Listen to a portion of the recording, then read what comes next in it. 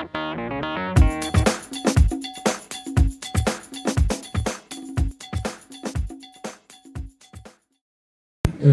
va commencer, même les retardataires rateront quelque chose.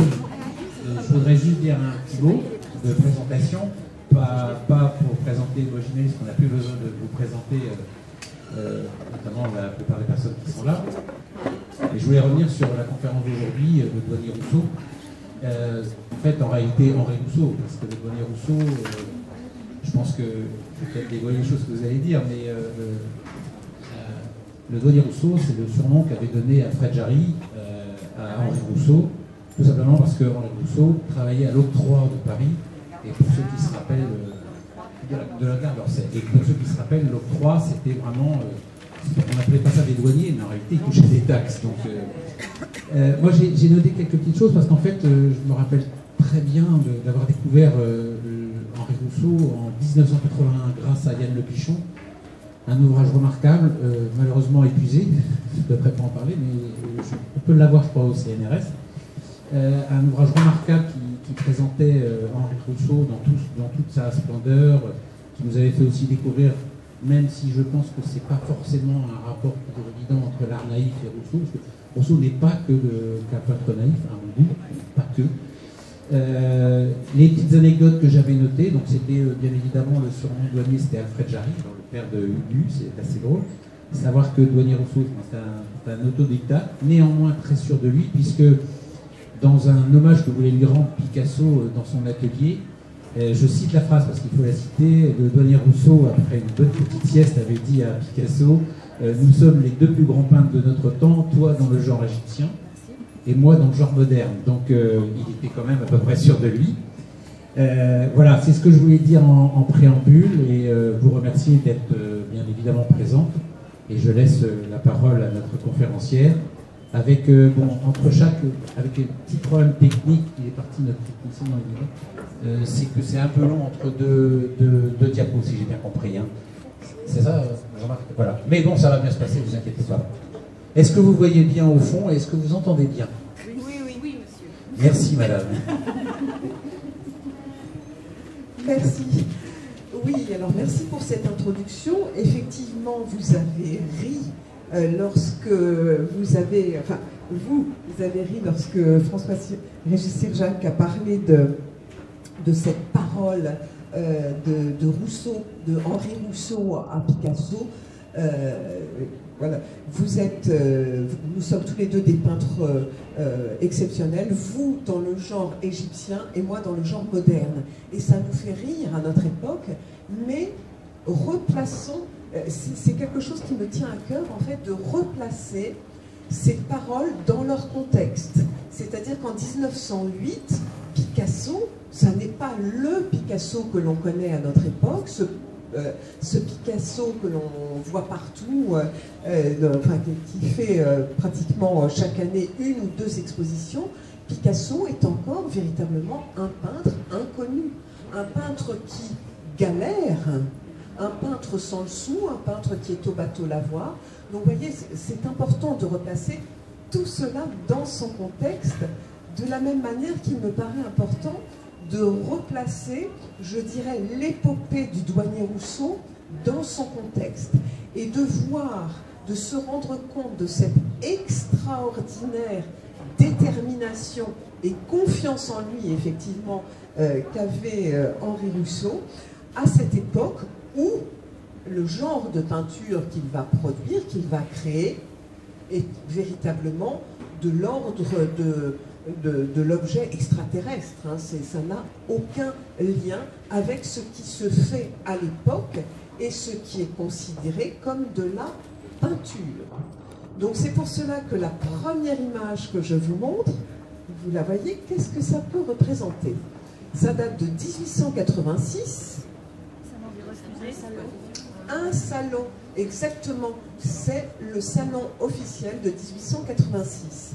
Alors tous les messieurs que vous voyez coiffés de chapeaux haute forme ici, eh bien, sont en train de juger les tableaux qui seront accrochés au salon officiel et ceux qui ne seront pas choisis.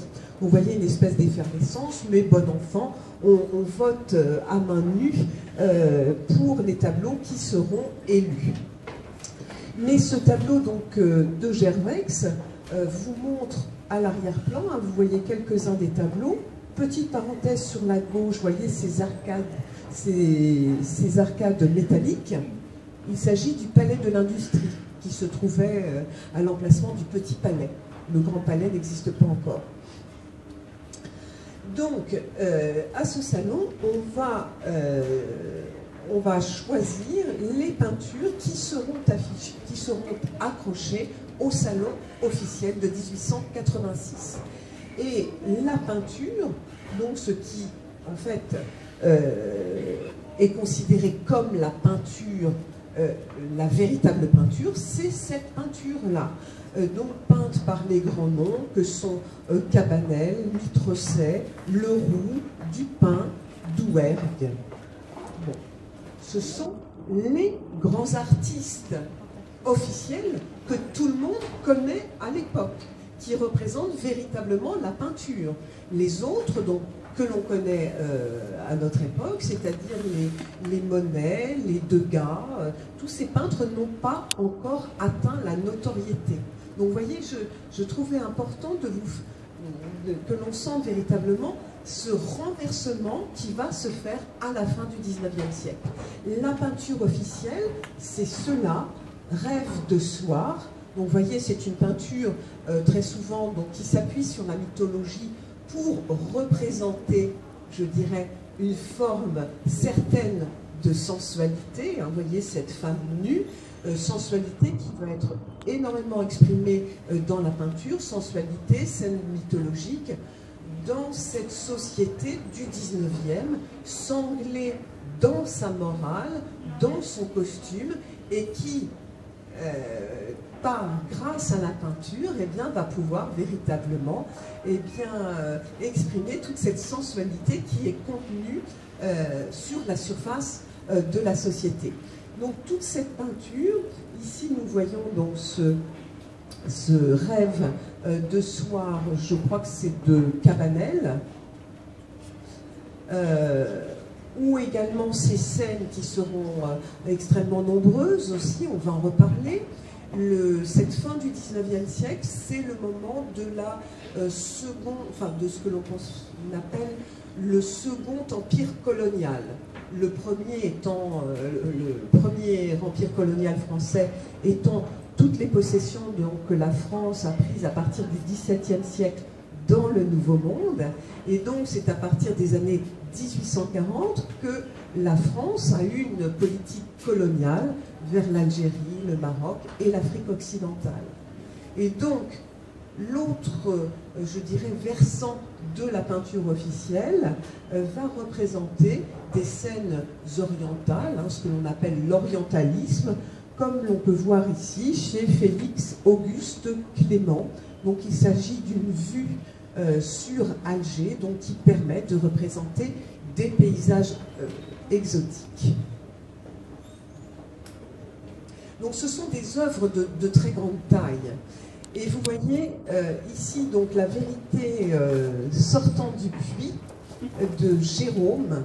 Alors je ne sais pas si on se rend bien compte sur cette photographie, mais vous avez certainement dans l'œil les tableaux que l'on peut voir au musée d'Orsay, voire même au Louvre pour certains d'entre eux. Ce sont des tableaux de grande taille et je dirais d'une technique absolument que l'on pourrait qualifier d'extraordinaire, hein, véritablement une technique picturale qui va s'attacher à représenter un modelé extrêmement soigneux des chairs. Hein. Ce corps nous semble pratiquement vivant, véritablement sorti d'un puits de pierre dont on peut voir les moindres infructuosités, les brillances de l'eau sur la pierre, la plante également, hein, toujours avec cette inspiration des plantes exotiques.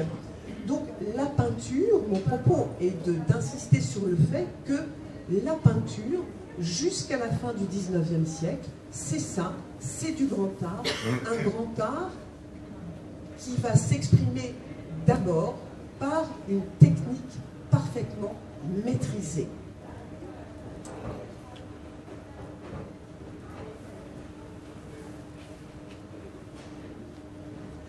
Alors, nous sommes effectivement, donc l'art officiel, c'est ce que je viens de vous montrer, mais vous le savez que le 19e siècle est un siècle de changement, et cet art académique est un art qui, bientôt, ne va plus satisfaire certaines avant-gardes qui, devant le changement intense de cette société du 19e siècle, vont réclamer une peinture nouvelle. Mais ce sont véritablement des mouvements extrêmement marginaux, représentés, comme ici nous le voyons, le déjeuner sur l'herbe par Manet. Vous voyez cette volonté non plus de représenter des scènes mythologiques ou exotiques, mais de représenter des scènes qui s'ancrent véritablement dans le siècle.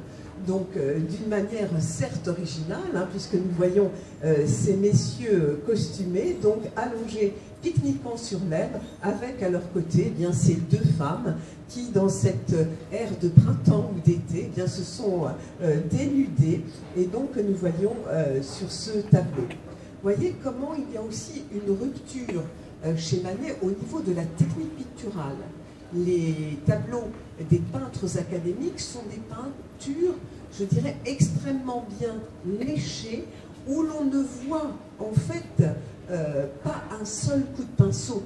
Tout est fondu dans une espèce de polissé de vernis absolument exceptionnel. Donc cette technique extrêmement virtuose de ces peintres académiques est masquée et véritablement disparaît sous le rendu du tableau, alors que vous voyez ici Manet ne cache pas le geste du peintre, puisque à l'arrière, nous voyons ce paysage qui a été largement brossé. Alors effectivement, Manet, c'est beaucoup plus tôt que le douanier Rousseau, quoique ce tableau date de 1863 et Henri Rousseau, lui, est né en 1844.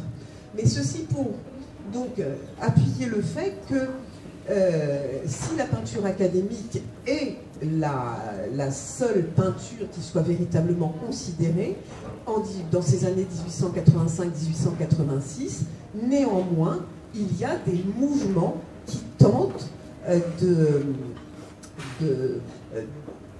de montrer une autre manière de représenter le monde. Et bien évidemment, il y a à partir de 1874 les impressionnistes. Alors, à notre époque, tout cela nous paraît une peinture classique, mais encore en 1886, cette peinture de Monet peinte à Étretat est une peinture qui choque. Puisque vous voyez, c'est une peinture qui est pleine d'aspérité, si l'on peut dire, par rapport à la peinture des classiques. Vous voyez comment, enfin vous connaissez cette touche impressionniste, où en fait un tableau impressionniste, qu'est-ce que c'est? Il s'agit d'une juxtaposition de touches colorées, donc c'est-à-dire qu'on voit bien la couleur, on voit bien le geste du peintre sur la toile, et en fait le mélange se fait dans notre œil. Donc vous voyez ce qui va tout à fait à l'encontre de ces techniques académiques. Et donc jusqu'en 1885-86, Monet est encore, tire le diable par la queue. Enfin, sa peinture n'est absolument pas reconnue encore. Le changement va se faire juste après. Donc, dans ces avant-gardes qui tentent de faire évoluer la peinture, il y a également, vous le reconnaissez, Gauguin. Gauguin, donc, qui va proclamer que la ligne désigne, signifie. Vous voyez véritablement une remise en question de la peinture académique, où le geste du peintre a son importance. Ça, vous le reconnaissez, c'est Van Gogh, tout à fait. 1885-1886, mais Van Gogh, à cette époque, est encore en Thuringe, dans le fin fond de la campagne des Pays-Bas, vaguement prédicateur, au milieu de cette paysannerie. dont il va retranscrire, je dirais, un sentiment de lourdeur dans ce tableau, Les Mangeurs de patates. Mais ça, c'est absolument pas connu à l'époque. Hein. Van Gogh n'est pas du tout l'artiste majeur du 19e siècle, de la fin du 19e siècle, que l'on va en faire plus tard. Vous voyez, ça bouge quand même dans le domaine de l'art face aux tenants donc, de l'académisme en peinture. Il y a également Cézanne qui, dans ces années 1886, commence sa série sur la montagne Sainte-Victoire. Donc la peinture est en train d'élargir son champ de représentation, son champ de signification, et notamment ici, ce sera effectivement un après-midi à la Grande Jatte, donc avec la naissance du pointillisme. Et cette manière quasi scientifique, hein, ce sont des explorations du potentiel de la peinture. Comment, en juxtaposant quasiment de manière scientifique, eh bien, des touches colorées, on va pouvoir obtenir des effets. Donc, vous voyez, il y a tous ces peintres qui explorent d'autres manières de peindre. Pardon. Et puis, donc, effectivement, c'est le sujet aujourd'hui, parmi ces peintres, il y en a un, mais qui véritablement est un peintre du dimanche, représenté ici par Tatin.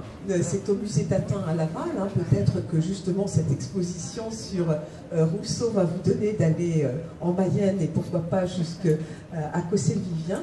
Donc Robert Tatin qui représente ici donc le douanier Rousseau avec les deux personnages en fait qui ont marqué le début de la carrière de peintre du douanier Rousseau.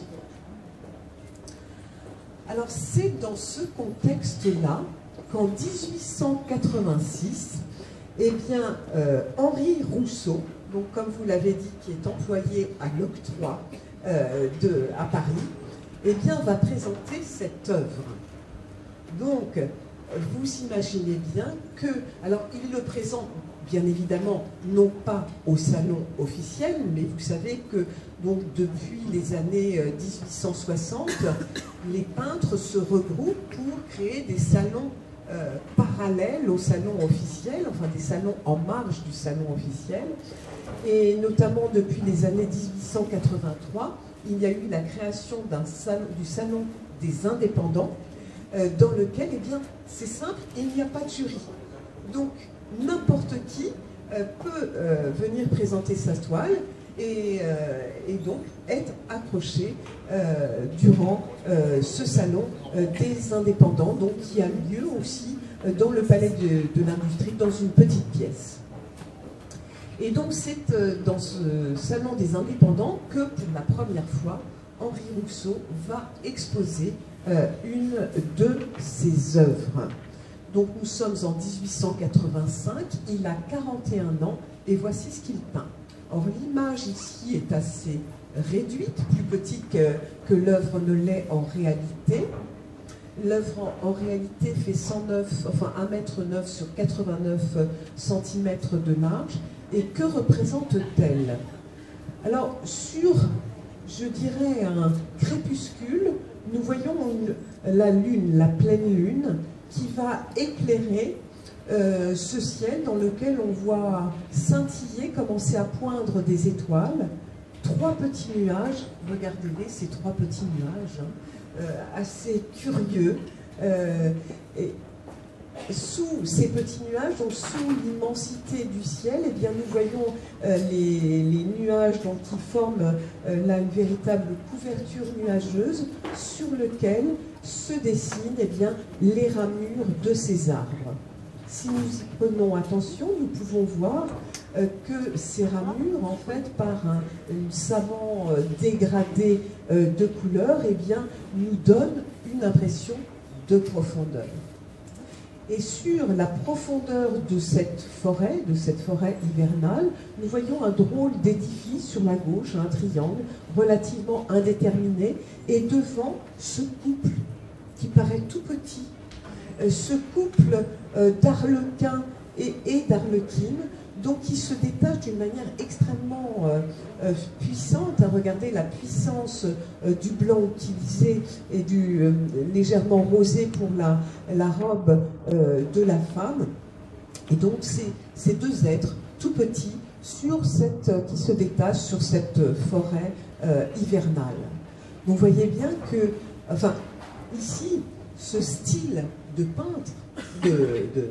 peinture, pardon, eh bien, par rapport à ce que l'on peut voir à cette époque-là, eh bien, va déclencher, à votre avis, eh bien, une rigolade absolument intense. On dit, voilà, dans cette œuvre, eh bien, qu'est-ce que l'on y voit? Un nègre et une négresse déguisés qui se sont égarés dans une forêt en zinc, sous une lune qui brille, toute ronde, sans rien éclairer.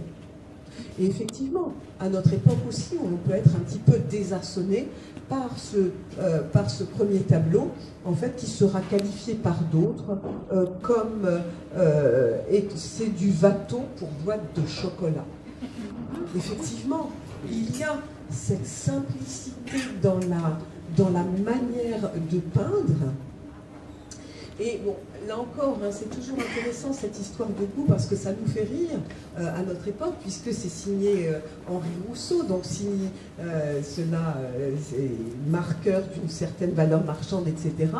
Mais après tout, si nous avions été en 1885 au Salon des Indépendants, peut-être aussi qu'effectivement ce tableau nous aurait fait rire par cette représentation, on peut dire le mot effectivement naïve, hein, de ces deux personnages très petits dans cette grande forêt, avec de la même manière, hein, ces petits nuages qui sont en dehors de la masse nuageuse, ces trois nuages qui eux aussi sont hors d'échelle.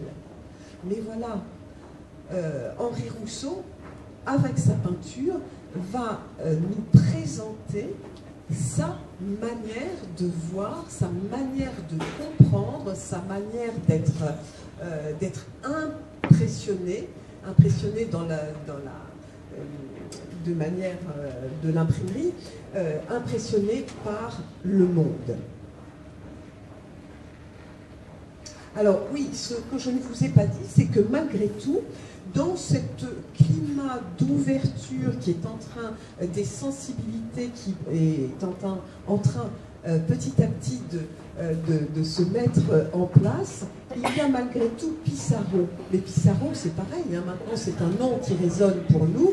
Les Pissarro, ça n'est personne à l'époque. C'est un de ces peintres de Montmartre, alcoolique, mais dont on va malgré tout relever les propos, puisque en tant que peintre, il aura cet œil par rapport à l'œuvre de Henri Rousseau. Il parlera de la justesse des valeurs et de la richesse des tons de ce tableau, de ce premier tableau, Soir de carnaval, donc exposé par Henri Rousseau. Alors, Henri Rousseau, c'est quelqu'un d'opiniâtre, de déterminé. Malgré cette peinture qui est totalement à la marge de ce que l'on fait à l'époque, il ne se laisse pas désarçonner. Et suite à cette première exposition, eh bien, il va écrire, afin de figurer dans le tome 2 des portraits des peintres du prochain siècle, il va rédiger sa propre biographie, donc il va intituler Henri Rousseau peintre. Alors, Henri Rousseau peintre est né à Laval en 1844. Vu le manque de fortune de ses parents, il fut obligé de suivre tout d'abord une autre carrière que celle où ses goûts artistiques l'appelaient. Ce ne fut donc en 1885 qu'il fit ses débuts dans l'art, après bien des déboires, seul et sans autre maître que la nature, et que quelques conseils de Jérôme et de Clément, Félix Clément, dont on a vu cette vue d'Alger tout à l'heure, qui était son voisin, en fait, donc qui, entre deux portes, va lui donner des conseils de peinture. Et c'est après de bien dures épreuves qu'il arrive à se faire connaître de nombre d'artistes. Il écrit ça en 1885, hein. Personne ne le connaît, c'est étonnant. À se faire connaître de nombre d'artistes qui l'environnent. Il s'est perfectionné de plus en plus dans le genre original qu'il a adopté et est en passe de devenir l'un de nos meilleurs peintres réalistes. Comme ça, depuis fort longtemps déjà, pensant que toute liberté doit être laissée à l'initiateur dont la pensée s'élève dans le beau et dans le bien. Vous voyez, ces termes de liberté de création qui sont déjà proclamés par Henri Rousseau, qui en fait n'est qu'un peintre du dimanche encore à ce moment-là.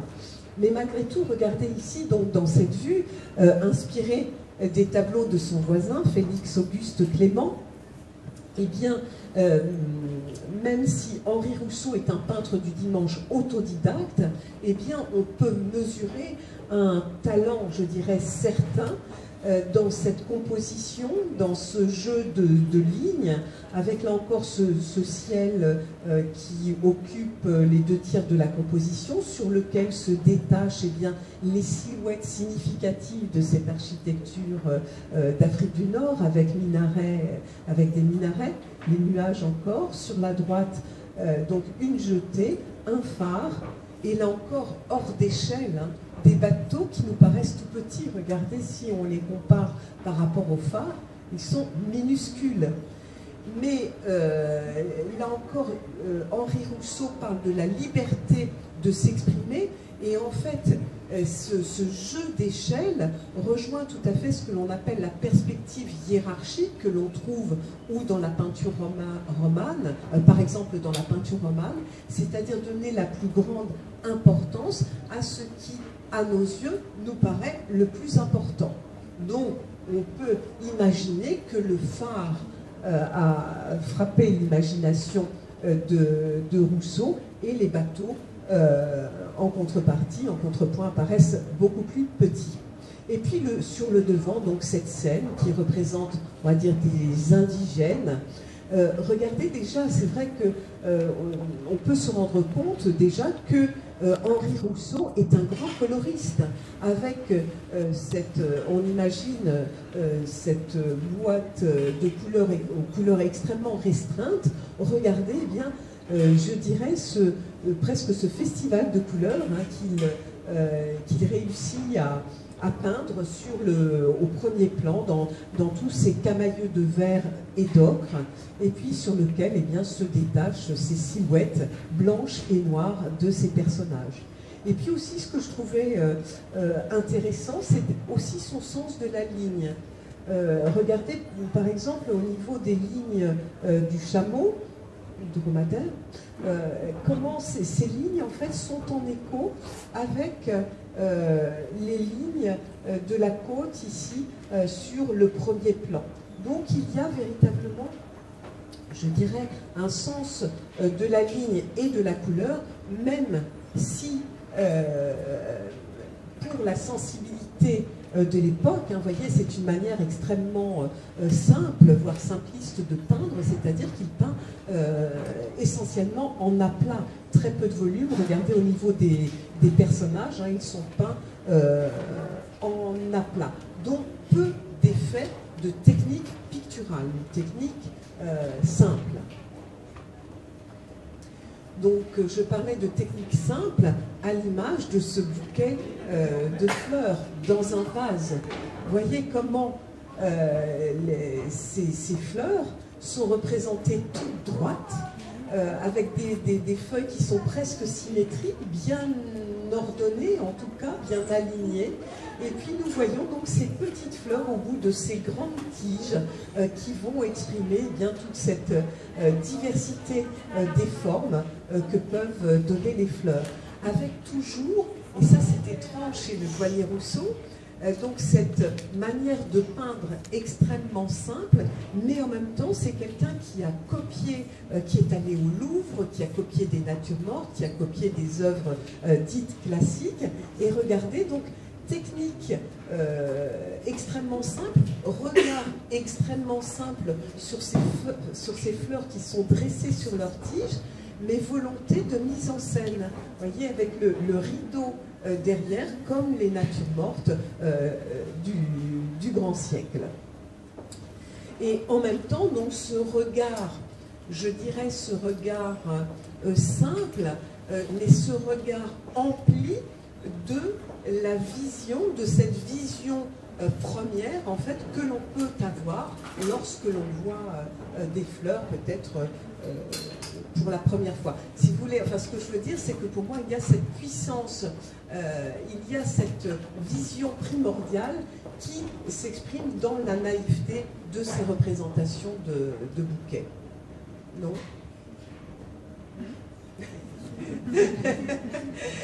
Mais alors, c'était un tout petit tableau hein, que nous avons vu. Ici, donc, voici un autoportrait donc, qui est présenté à l'exposition, donc qui a lieu jusqu'au 17 juillet, intitulé tout simplement « Moi-même », où l'on voit donc Henri Rousseau qui se représente, nous sommes en 1890, et c'est un tableau de taille, il est représenté en pied, quasiment en taille réelle, enfin un petit peu plus petit, le tableau fait 1,46 m de hauteur.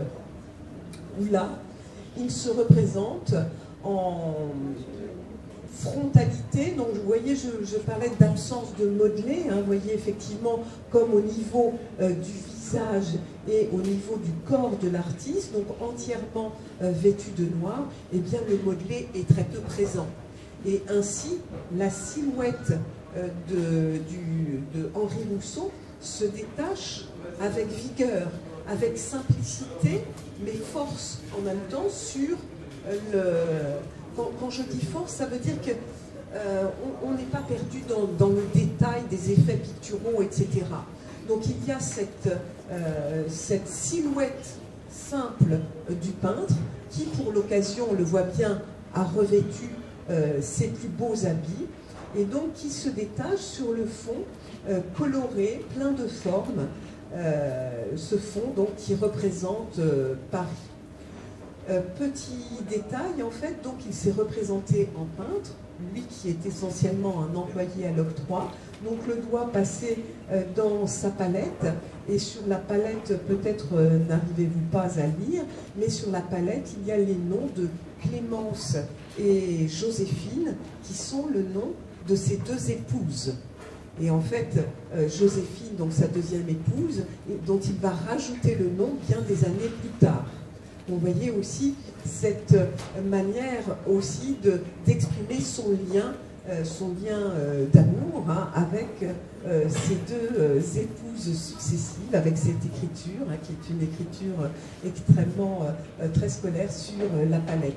Simplicité des sentiments, simplicité de la vision du monde, quoique, regardons le ciel, donc toujours ces formes de nuages assez étranges, hein, je ne sais pas. Mais regardez sur la gauche, peut-être un soleil, mais un soleil rouge, avec des traînées rougeâtres sur les nuages, car effectivement, je parlais de personnages simples, de simplicité, de sentiments, mais quelqu'un qui a eu, comme beaucoup de gens à cette époque-là, qui a une vie très difficile dans le sens où il va perdre sa femme 2 années, il a perdu sa femme 2 années auparavant, sa femme qui lui avait donné 9 enfants, dont simplement 2 survivront.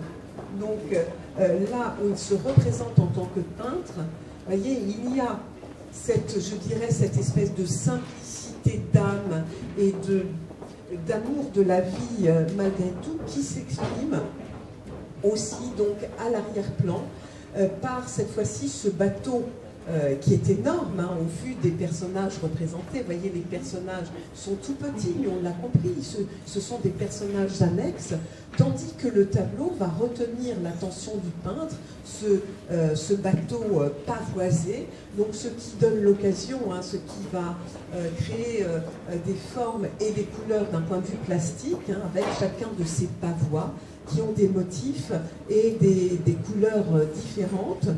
Donc ce bateau qui est montré en fait devant une passerelle métallique passerelle métallique, là on est dans la nouveauté de l'architecture métallique du 19e siècle. Donc Henri Rousseau, s'il est un personnage, une personne, on va dire, relativement simple, et quelqu'un qui cependant aime la modernité, avec, vous voyez, représentation de cette passerelle métallique. Et également, si l'on regarde bien, derrière ces maisons au toit hérissé de cheminées, ce qui permet encore de créer des formes intéressantes, hein, qui se détachent en ombre chinois sur le bleu du ciel.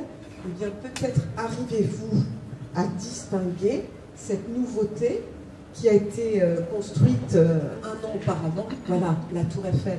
La Tour Eiffel 1889, la Tour Eiffel encore en 1890, quand Rousseau peint ce tableau qui est extrêmement décrié, hein, qui va heurter nombre de sensibilités de l'époque, et bien qui est prise comme symbole de la modernité et représentée dans son autoportrait. Il se représente donc avec cette modernité. Il fait route aussi avec cette modernité. Alors, lorsqu'on aborde un tableau de Rousseau, effectivement, il faut laisser aller son œil, à mon sens, à toutes ces formes toutes ces formes simples et ces couleurs, et notamment, regardez sur la droite aussi, cet arbre dont les branches se détachent avec quelques petites feuilles qui font en fait de la surface du tableau une surface bien animée par des formes et des couleurs aussi. Hein. Vous voyez, petit à petit, on se dirige vers cette nouvelle signification, signification de la peinture. Et puis, donc ce tableau, moi-même, c'est un tableau qu'il avait exposé, hein, et continue à exposer malgré les colibets. Alors là, je n'en ai pas relevé pour ce tableau, mais bon, de plus en plus, il y a toute une petite bande en fait qui va au Salon des Indépendants pour pouvoir véritablement rire devant les tableaux du douanier Rousseau. On y va beaucoup pour pouvoir, enfin pour voilà, se moquer de ses dernières inventions. Alors, étonnant, donc cet employé de l'octroi à Paris qui, au salon de 1891, Salon des Indépendants, eh bien, va présenter ce tableau. Alors, qui est d'une taille assez importante, hein, 1,62 m de large sur 1,30 m, et qui représente donc une scène de jungle. Où a-t-il été chercher cela? Alors, en fait, Rousseau va par la suite construire une mythologie personnelle et dire que lorsqu'il était jeune, eh bien, il s'est engagé et a fait partie du corps d'armée de l'expédition vers le Nouveau Monde, et donc le Nouveau-Mexique, etc., etc. En fait, il s'avère que c'est tout à fait faux. Voilà, il est entré dans l'armée et resté pendant 7 ans à Angers. Mais,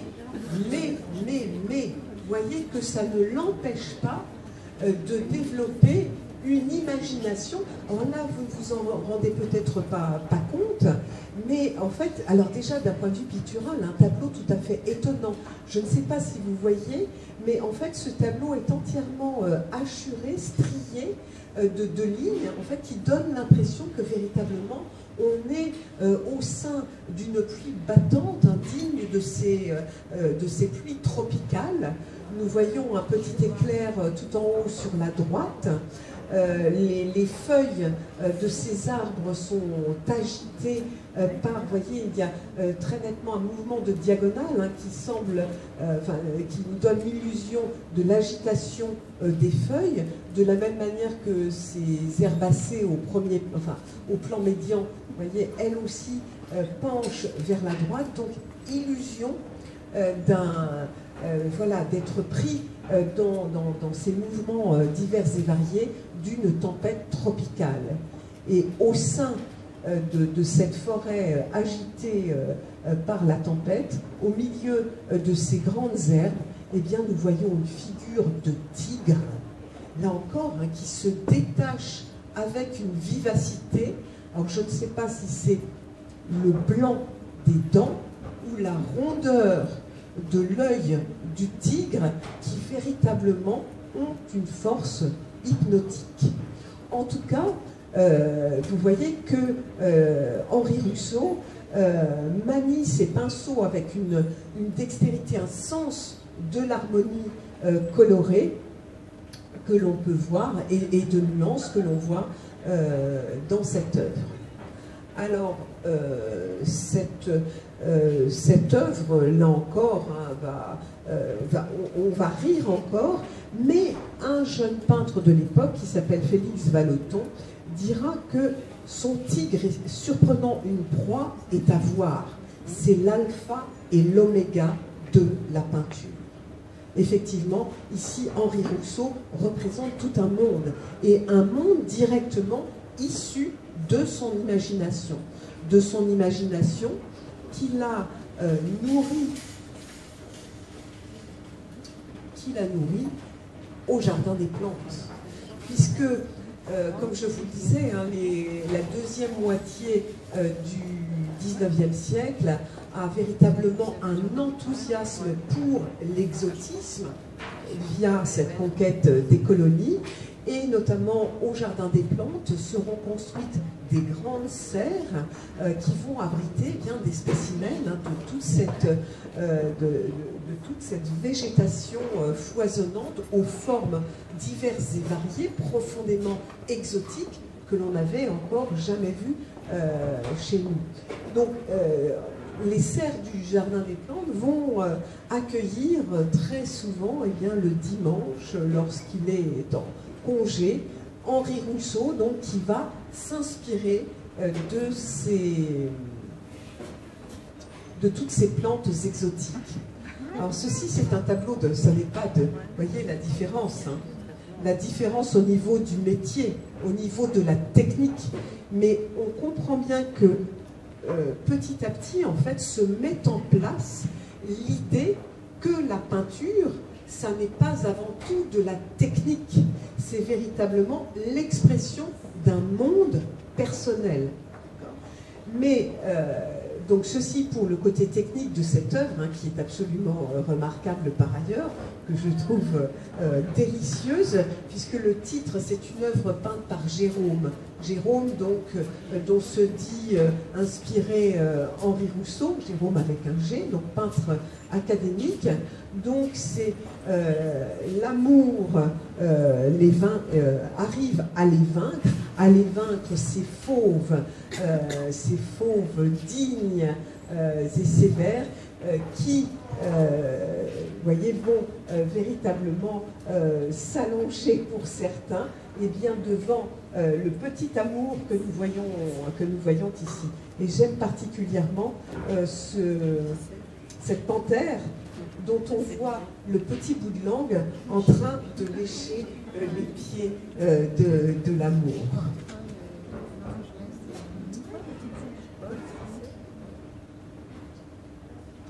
Alors, dans cette vogue de l'exotisme, effectivement, donc Henri Rousseau a pu voir des plantes dans ces grandes serres du Jardin des Plantes et a pu voir des tigres, des animaux, donc dans le zoo du Jardin des Plantes ou bien au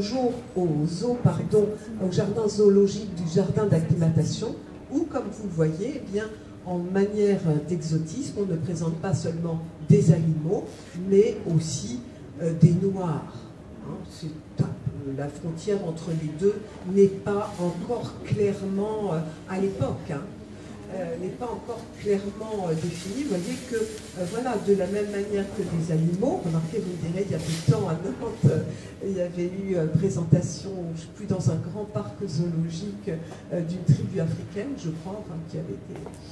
Enfin bref, donc la frontière, donc hommes et animaux sont exposés donc dans ces jardins, enfin au jardin d'acclimatation notamment, et ça me paraissait intéressant de vous remontrer cette époque, pas si loin que ça en fait, vous voyez, nous sommes dans les années 1890-1900, où au zoo, au jardin d'acclimatation, eh bien, on pouvait y voir non seulement des animaux, mais aussi donc des gens donc,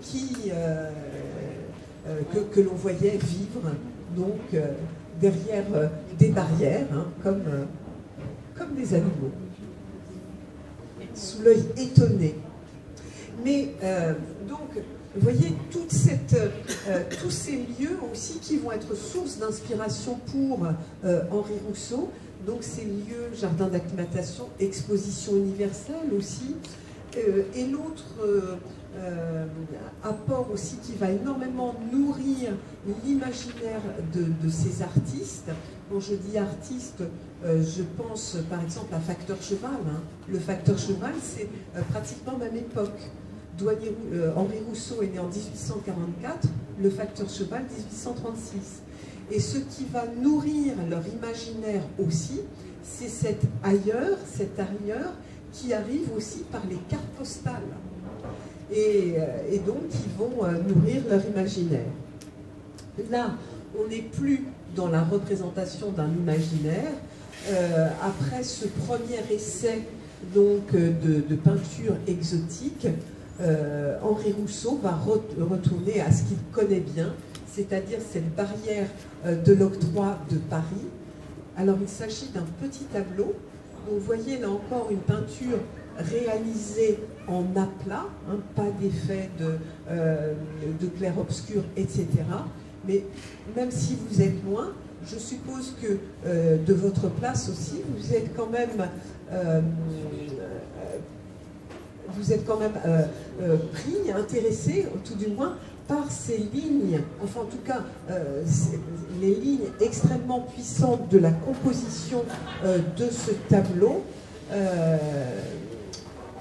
sont extrêmement fortes. Alors, j'ai pas de pointeur sur le... Non. Simplement, voilà, vous voyez, il y a véritablement une rythmique extrêmement puissante dans ce tableau. Donc, si l'on part du bas, vous voyez, cet angle que dessine cette allée claire sur le carré de pelouse, la manière dont l'oblique vers la droite, donc cette palissade, donc qui va être rythmée par les 4 peupliers donc, qui sont en avant, et qui font écho aux lignes verticales à l'arrière du tableau, enfin, sur le plan médian des peupliers, qui vont rythmer en rappel la surface du tableau, qui font écho eux-mêmes à ces 2 hauts fourneaux que l'on voit se dessiner à l'arrière-plan. Et de la même manière, dans cette rythmique, avec cette grille ouverte sur le plan médian, donc qui est très forte visuellement parlant, puisqu'il s'agit de noir, ce noir qui va véritablement absorber le regard. Donc entre ces 2 grilles, eh bien, nous voyons se distinguer, là encore par un jeu de miroirs, les 2 silhouettes de ces officiers de l'octroi, donc un au niveau du sol et puis l'autre sur cette guérite, ce fort, qui est en train de guetter les convois qui arrivent vers Paris afin de les faire payer. En fait, l'octroi, petite parenthèse, c'est l'ancêtre de la TVA, où toute personne qui faisait entrer des marchandises, entrer ou sortir des marchandises des grandes villes, oui. Cette tache orange au milieu, eh bien, écoutez, je ne sais pas, peut-être le toit d'une maison si l'on regarde vers l'arrière. Mais voyez, une composition très, très simple, mais extrêmement emplie d'une rythmique très, très marquée dans ce tableau. Donc pour un peintre du dimanche, autodidacte. Celui-ci en fait qui se trouve au musée d'art naïf de la ville de Laval. Donc c'est pour ça. Et là encore, dans cette puissance des lignes de la composition, tableau très petit. C'est le pont de Grenelle, derrière lequel en fait on peut voir se dessiner la statue de la liberté qui venait d'être offerte par les États-Unis en 1890 en remerciement de la statue de la liberté donc réalisée en France, qui était enfin arrivée à New York en 1886. Donc en remerciement, les États-Unis offrent cette statue de la liberté à la France. Donc il se trouve au bout de l'île aux Cygnes, donc derrière le pont de Grenelle. Mais ce que je trouve frappant dans ce tableau, qui est à peu près de cette taille-là, c'est la puissance des lignes. Que ce soit des obliques, hein, cette grande oblique qui part de la droite jusque vers la gauche, ou celle-ci qui monte vers le haut de la composition, rythmée par des arbres, vous voyez, des arbres qui sont juste là en fait pour leur effet graphique en fin de compte, de même que les réverbères que l'on voit sur le pont, ou ce signal rouge encore sur la gauche au bout de cette tige. Donc véritablement un jeu plastique. Et puis donc, alors je parle de jeu plastique, etc., des termes peut-être un petit peu savants, mais qui n'ont rien à voir avec l'ambiance dans laquelle Henri Rousseau peint cette œuvre-là. Hein. Ce sont des œuvres extrêmement simples. Enfin, je veux dire, il peint ça dans son atelier-appartement, il essaye de les vendre, il essaye de les exposer, mais ça n'intéresse absolument personne.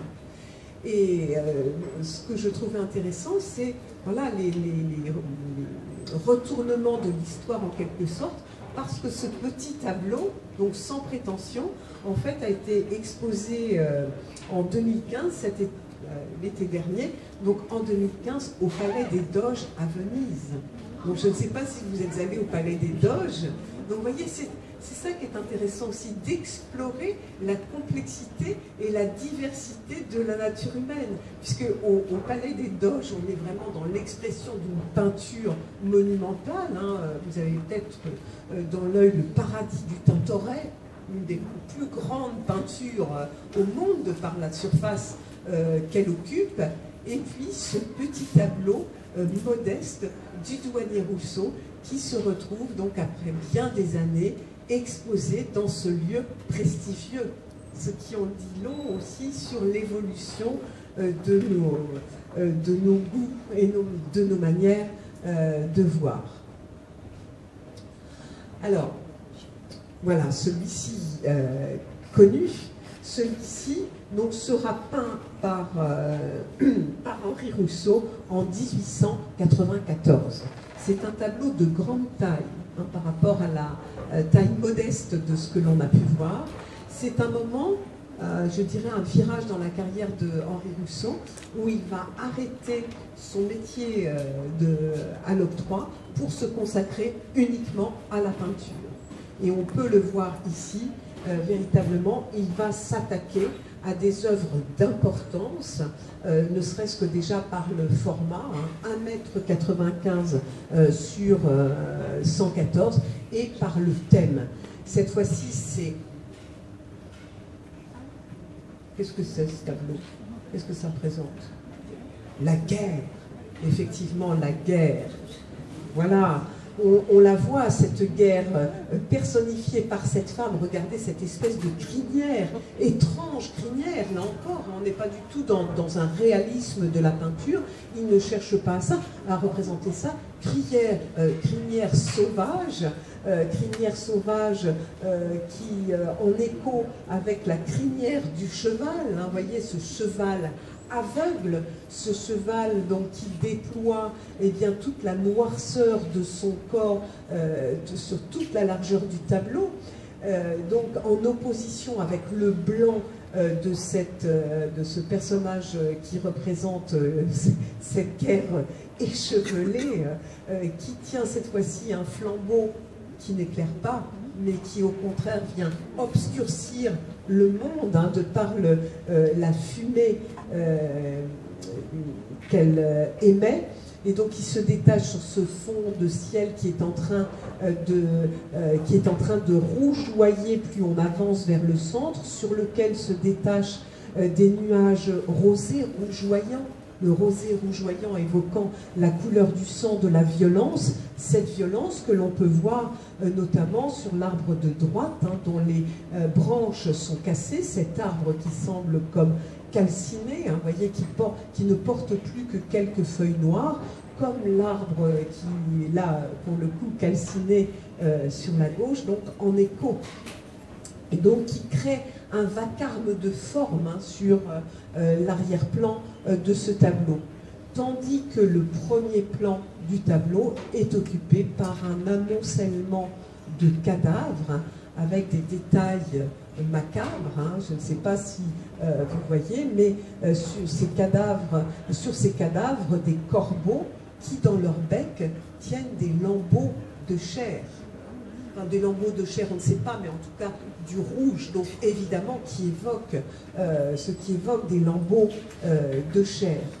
Tandis que, vous voyez, à droite et à gauche également. Et à gauche également, nous pouvons voir de la même manière que nous voyons des arbres fracturés, des arbres cassés, eh bien nous pouvons voir des membres arrachés sur la gauche également. Vous voyez, une technique très simple, mais qui, de par la puissance des formes et de la couleur, eh bien, ont un pouvoir extrêmement puissant. Et regardez aussi, et le tout, ce chaos, sous le regard de cette figure de premier plan, la seule encore habillée, enfin tout du moins pour le pantalon, cette figure donc allongée au premier plan, en fait, il y a les yeux grands ouverts et qui nous regarde, une manière de nous prendre à témoin, vous le voyez ici. Une manière de nous prendre à témoin, et bien, de cette fureur qui peut, par moment, s'emparer du monde. C'est prémonitoire ou pas. Alors on dit que c'est en écho avec la guerre de 70, mais bon, c'est un petit peu loin. Mais bon, c'est ce que... Par rapport au Guernica de Picasso, c'est avant ça. Ah oui, par rapport au Guernica de Picasso, c'est bien avant. Oui, oui, oui, mais exactement. Et effectivement, dans l'exposition qu'il y a au musée d'Orsay, eh bien, il y a une mise en parallèle d'œuvres du douanier Rousseau avec des œuvres de Picasso. Voir comment, en quelque sorte, Henri Rousseau a participé à la simplification des images pour leur donner un pouvoir d'autant plus important. On ne se perd pas dans un détail d'un rendu réaliste, mais les images ont vraiment leur pouvoir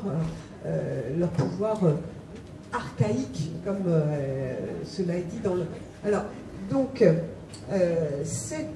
la guerre de Henri Rousseau, en fait, va être l'un de ses premiers tableaux qui va être repéré par un autre Lavallois, un jeune, encore alcoolique, amateur de vélo. Il s'agit d'Alfred Jarry.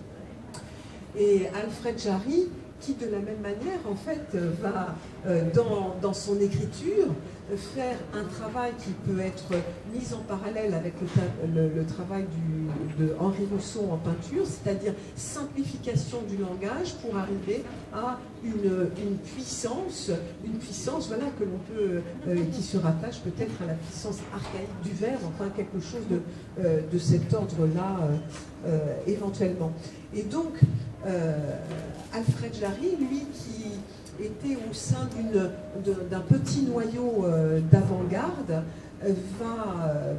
va s'intéresser à Henri Rousseau et donc va lui proposer de réaliser une gravure pour la petite revue que Alfred Jarry avait créée à l'époque, qui s'appelle l'Imagier. Donc voici cette gravure, donc réalisée par Rousseau pour cette revue d'avant-garde extrêmement confidentielle de Alfred Jarry. Mais là encore, nous avons des... en fait, ce sont des signes avant-coureurs de tout ce qui se met en place un petit peu après. Je parle de goût pour les stands, goût pour voilà, les techniques populaires, et en fait qui vont s'intensifier, ce goût qui va s'intensifier un petit peu à partir des années 1910, par exemple avec le mouvement du Cavalier Bleu, de Kandinsky, etc. C'est-à-dire que cela participe d'un renouvellement de l'art, où l'art académique est considéré comme un art qui n'a plus rien à dire, et l'art qui a véritablement à dire quelque chose encore, c'est cet art populaire. Bon, on avance.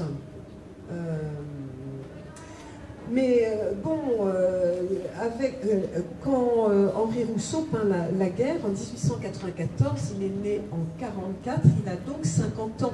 Il ne vend rien, il ne suscite que des quolibets. Et puis, avec la guerre, eh bien, il a suscité l'intérêt d'un compatriote, en quelque sorte. Mais c'est tout, c'est extrêmement limité.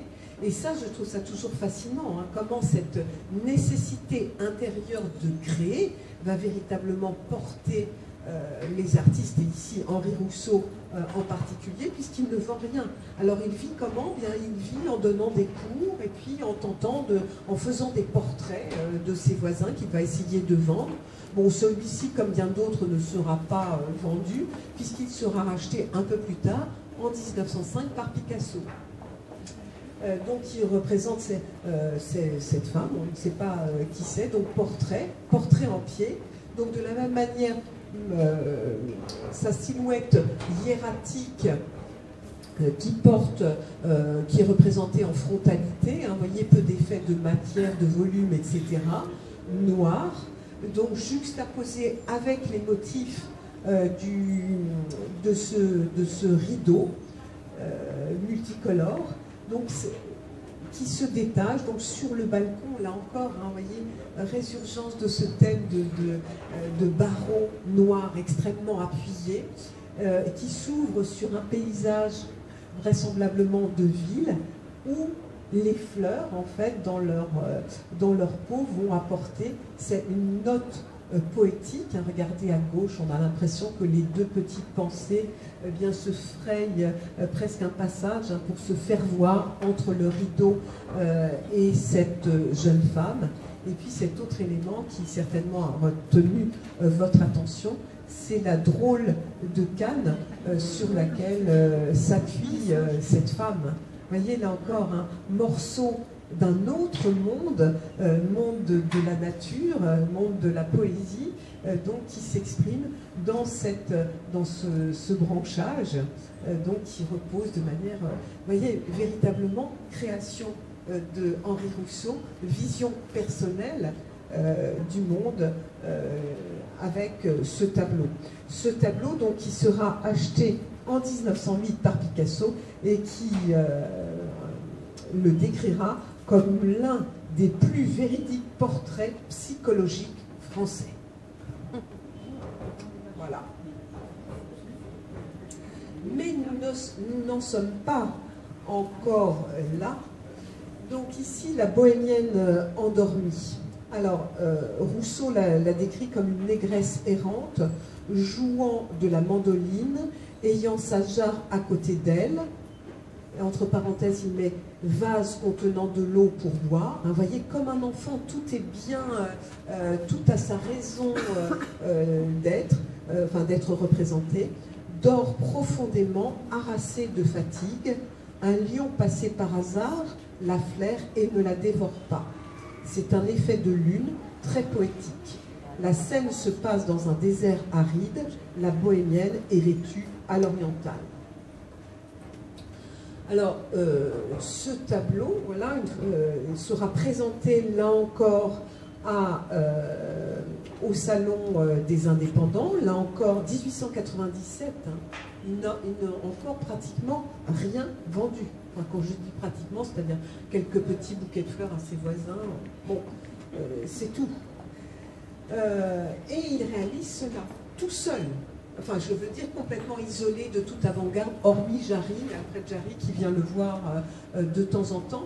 Mais là encore, hein, Henri Rousseau fait preuve d'une détermination sans faille, et en fait ce tableau, il va essayer de le vendre à la ville de Laval.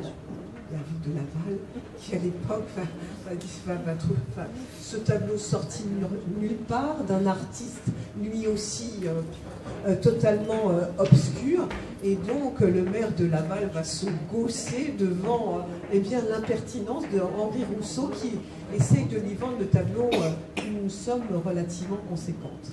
Inutile de dire que la ville de Laval eh bien, ne rira plus très longtemps, puisque ce tableau eh bien, sera acheté, sera vendu en 1926, après avoir été retrouvé chez un artisan, et elle sera vendue en 1926 au musée d'art moderne de New York. Elle sera vendue plus cher que les Picasso et les Matisse. Bon, mais après tout, cette flambée des prix du domaine des marchands d'art bon, ne nous intéresse peut-être pas tant que ça.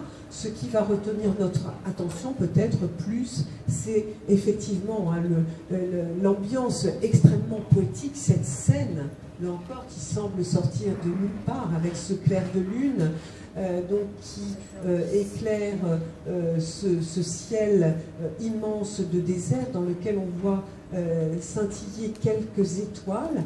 Regardez néanmoins cette science du dégradé que petit à petit a acquis Henri Rousseau, donc ce ciel sur lequel va se détacher la silhouette de petites montagnes légèrement rosées, hein, dont le contour se perd dans le lointain.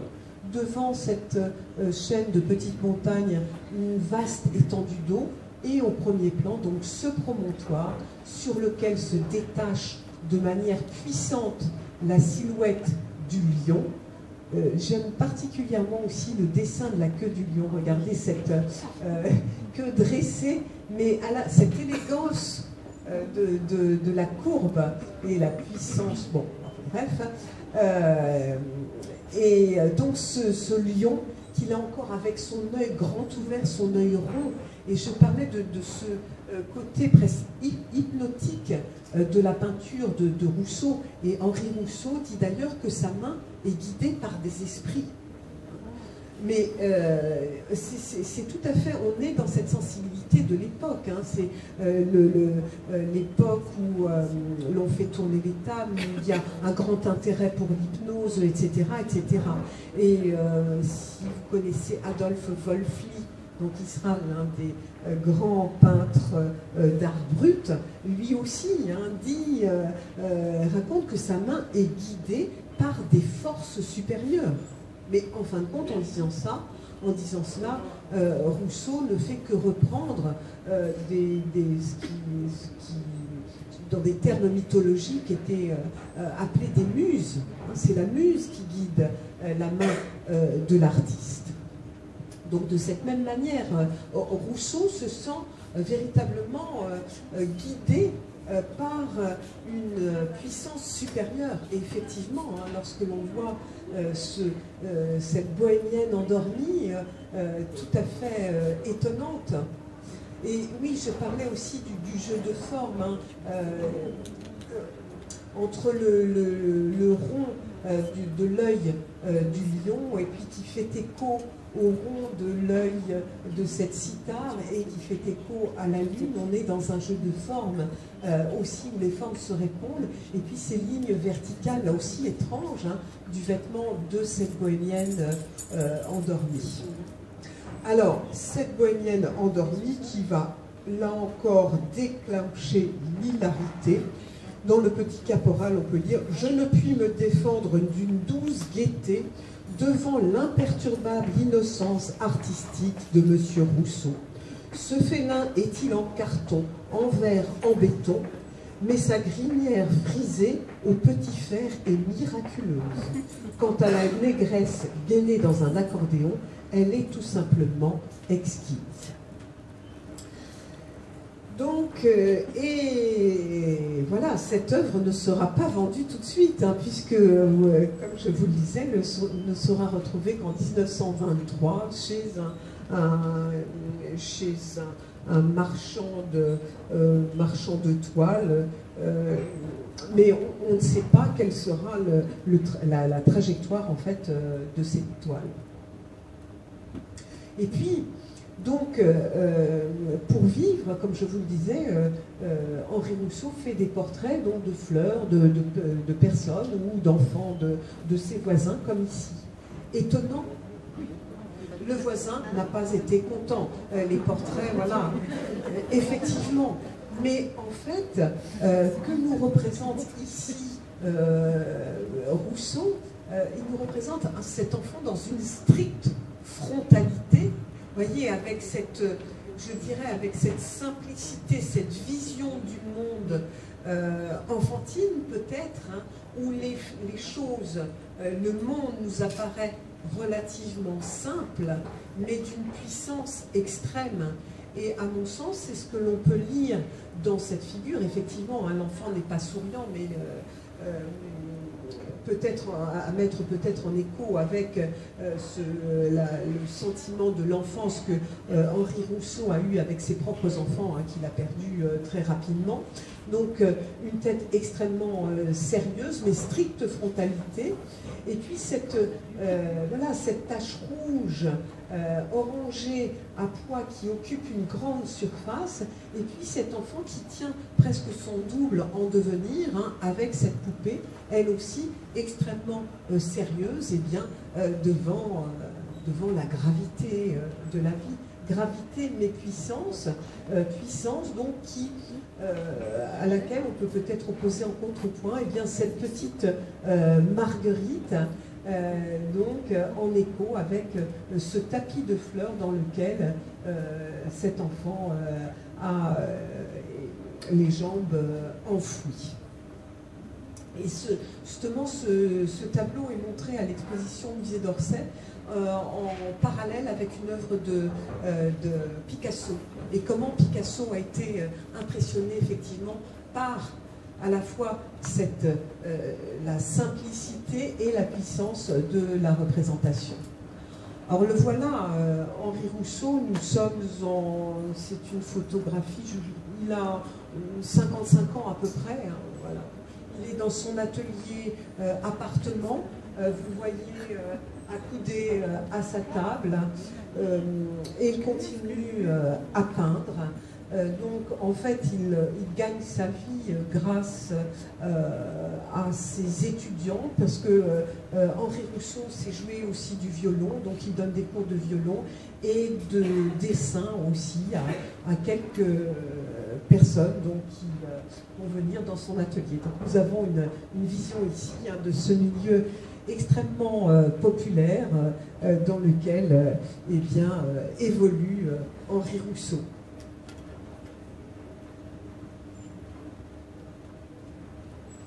Et puis, là, ça y est, c'est le tournant,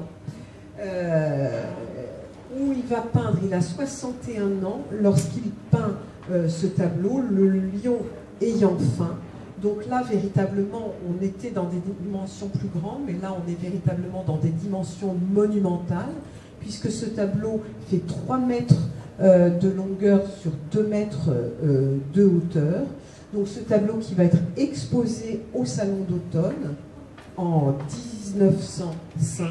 1905, ça vous rappelle certainement ce salon d'automne, justement, où sont exposés pour la première fois les peintres fauves.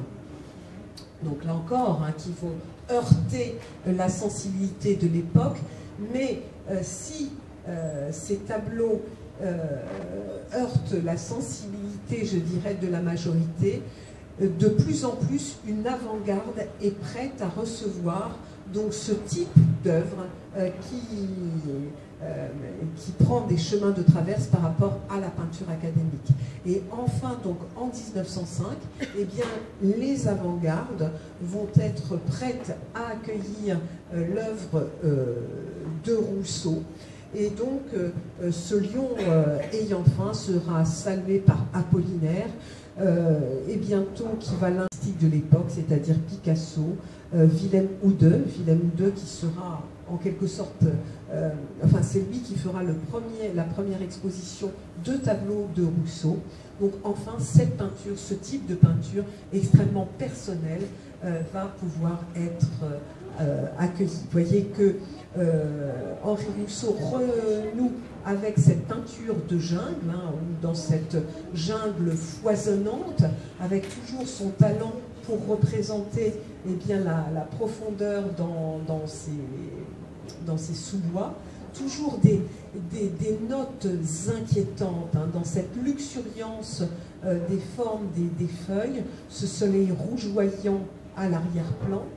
Juste devant le soleil, vous arrivez peut-être à distinguer cet oiseau encore inquiétant, dans le sens où, comme dans le tableau de la guerre, dans son bec, il tient quelque chose de rouge, donc il n'est pas sans évoquer cette chair, peut-être que le lion est en train d'arracher à l'antilope, donc sur laquelle il vient de se jeter.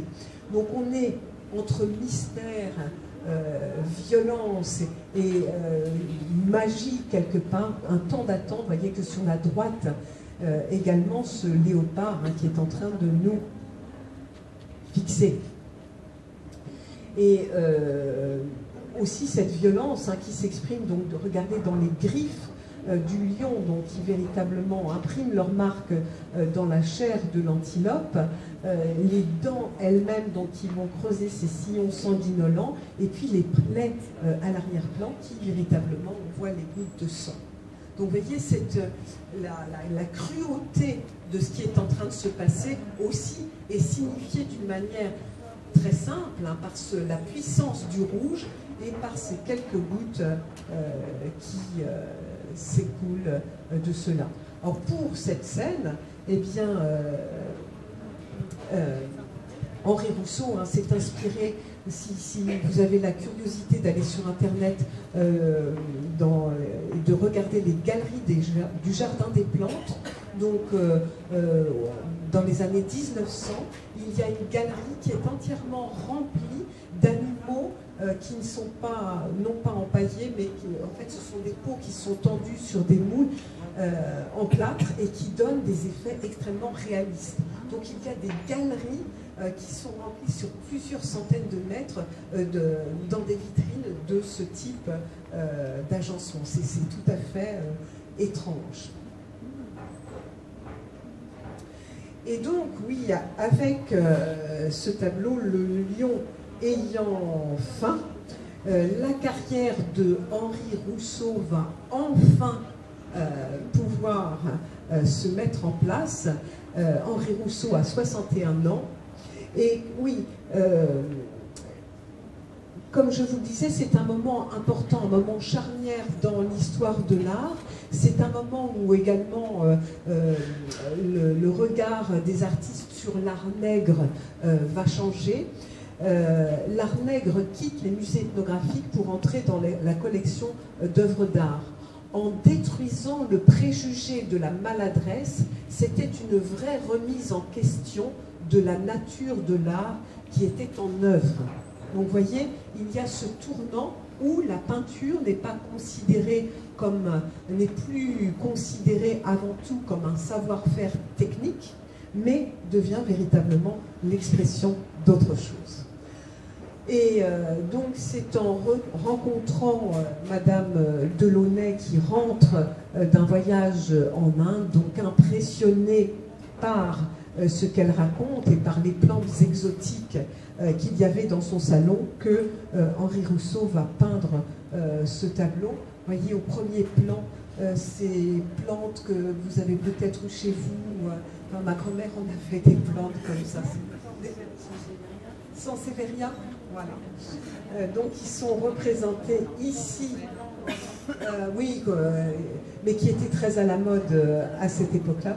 Donc ils sont représentés au premier plan, mais bien évidemment ce qui retient notre attention, c'est cette silhouette vue à contre-jour de cette charmeuse de serpent. Alors, vous êtes un peu loin, mais peut-être n'arrivez-vous pas à distinguer, là encore, ses yeux, la puissance de son regard, d'autant plus puissant que donc il émerge au sein d'une silhouette complètement sombre.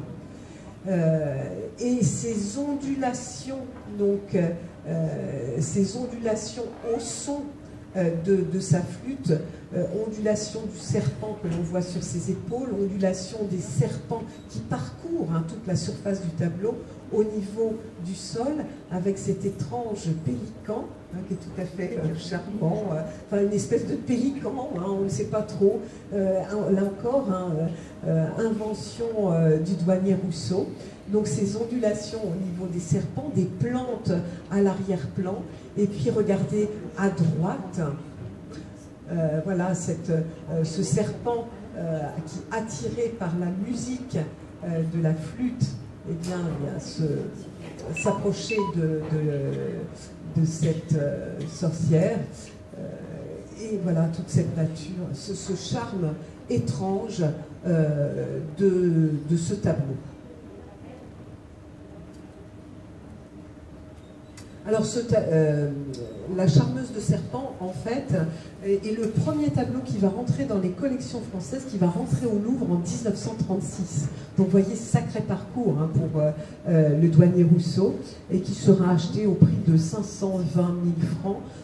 Juste petite parenthèse, il appartenait à la collection de Jacques Doucet, ce couturier donc, qui a été un grand amateur de cet art moderne, donc, qui est en train de se mettre en place à ce moment-là. Vous voyez, au niveau également de la richesse des tonalités des couleurs, vous voyez toute cette palette de verre absolument extraordinaire. J'ai presque terminé. Donc là, on est dans l'apogée de la carrière de Henri Rousseau vieillissant. Il est reçu notamment au bateau Lavoir auprès d'Apollinaire, mais enfin ce ne sont encore que de jeunes poètes et jeunes peintres, et il va faire le portrait de Apollinaire et comment s'appelle-t-elle déjà? Tout d'un coup, voilà, tout à fait, Marie Laurencin. Alors, il faut dire que là encore, Apollinaire et Marie Laurencin, lorsqu'ils vont voir le tableau, ne seront pas tout à fait ravis.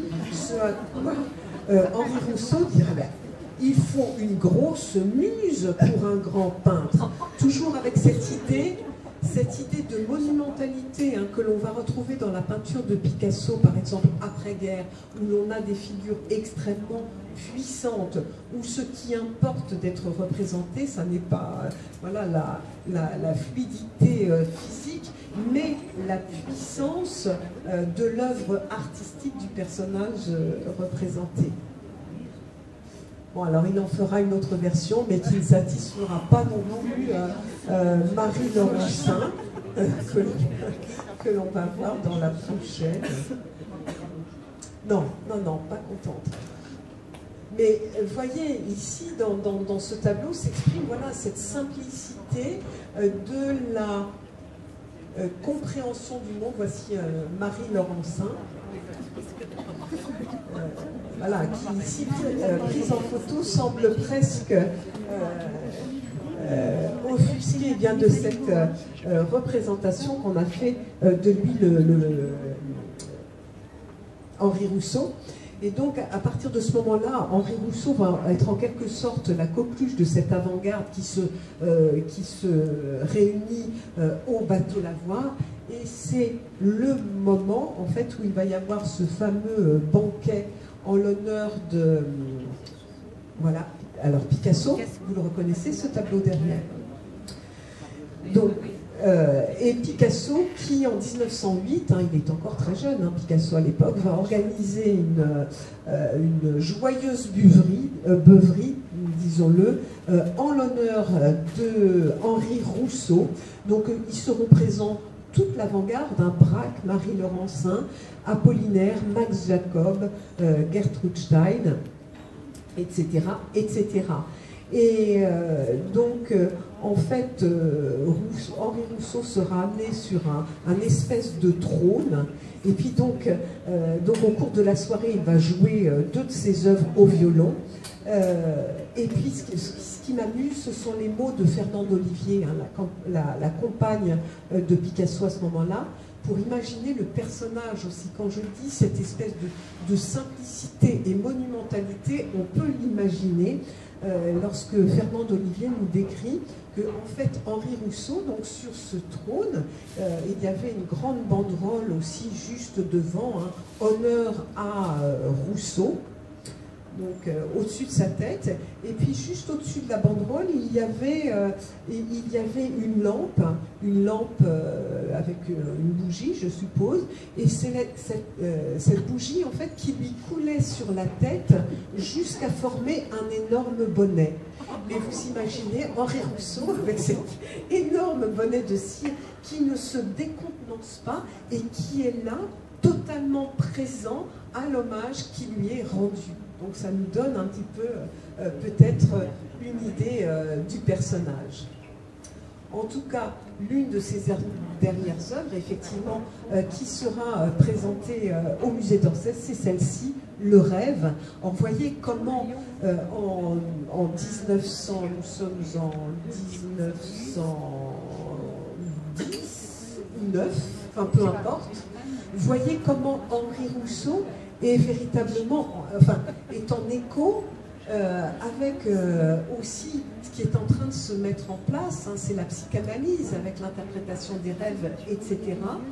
Où effectivement, hein, Rousseau, de son petit appartement, de son atelier, imagine donc le rêve d'une femme. Donc ce que je veux dire, c'est que la peinture de Rousseau est accueillie à ce moment-là parce qu'il rentre dans un mouvement, c'est-à-dire il rentre en synergie avec un mouvement qui est en train de se mettre en place. Alors, voilà, donc toile de grande taille aussi, hein, que j'ai hâte de voir, qui est au MoMA, donc qui mesure 3 mètres de longueur, sur laquelle donc, on voit donc, une jeune femme rêvant, donc une jeune nue sur son canapé, donc qui entraîne notre regard vers cette... Vous voyez, je parlais de jeu de formes et de couleurs. Hein, vous voyez comment la surface du tableau est entièrement vibrante, vivante de ces formes, de cette forêt étrange, vaguement inquiétante, vers lequel elle nous invite presque à pénétrer, hein, avec ce doigt tendu, et bien vers ce qui rajoute encore le mystère, hein, vers cette joueuse de flûte, là encore dont on voit les yeux se détacher, l'iris se détacher dans la profondeur de cette forêt, qui, comme l'existence peut être à la fois extrêmement attirante, mais en même temps inquiétante. Hein, il y a tout cela, et puis l'œil aussi, ces gros yeux ronds des fauves. Là encore, y aller, ne pas aller, aller respirer le parfum de ces fleurs extraordinaires ou pas. Telle est la question. Voilà, donc en fait, cette œuvre qui va être rapidement achetée, et notamment, enfin qui va participer, vous savez qu'il y a cette exposition de l'Armory Show de 1913 à New York, enfin d'ailleurs dans tous les États-Unis, auquel cette toile sera conviée. Hein, dès 1913, Le Rêve, peint par Henri Rousseau, ce fils de petit ferblantier lavallois qui n'a jamais étudié la peinture dans aucune académie, eh bien, se retrouvera en 1913 aux États-Unis et fera partie de cette exposition de l'Armory Show qui ouvrira véritablement les États-Unis à la peinture moderne, nouvelle conception de la peinture qui était en train de se mettre en place en Europe. Voilà, et bien écoutez, c'est sur ces mots que je vais arrêter là. Merci pour votre attention. peut-être été, oui, un petit peu longue. La prochaine fois, je vous ferai un schéma un peu plus court, parce que je me suis dit que par moment, c'était peut-être...